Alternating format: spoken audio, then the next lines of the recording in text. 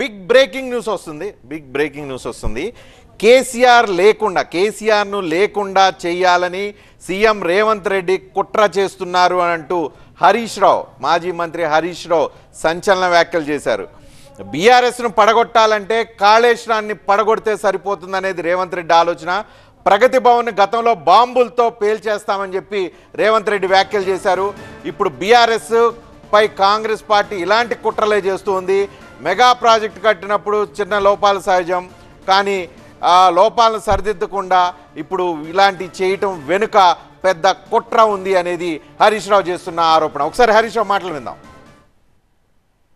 ప్రజాక్షేత్రంలో బీఆర్ఎస్ను పడగొట్టాలంటే ఈ కాళేశ్వరంను పడగొట్టాలనేటువంటి ఒక కుటిల ప్రయత్నం రేవంత్ రెడ్డి గారిలో కనబడతా ఉంది. ఇక్కడ రేవంత్ రెడ్డి గారి రెండు మాటలు గుర్తు చేయాల్సిన అవసరం కూడా ఉంది. ఆయన గతంలో ప్రగతి భవన్ను బాంబులు పెట్టి పేల్చేయాలని కూడా మాట్లాడినాడు. అసెంబ్లీలో ఏమన్నాడు, కేసీఆర్ గారి ఆనవాళ్ళు లేకుండా చేస్తాను కూడా అసెంబ్లీలోనే ఒక ముఖ్యమంత్రిగా ఆయన మాట్లాడినాడు. అటువంటి వ్యక్తి దేనికైనా ఒడిగొట్టాడనేటువంటి అనుమానాలు కలుగుతూ ఉన్నాయి. కేసీఆర్ గారి ఆనవాళ్ళు లేకుండా చేస్తా అన్నటువంటి ముఖ్యమంత్రి గారు రేపు కాళేశ్వరం ప్రాజెక్ట్ అనేది కేసీఆర్ కట్టినటువంటి ఒక ఇంజనీరింగ్ మార్వల్.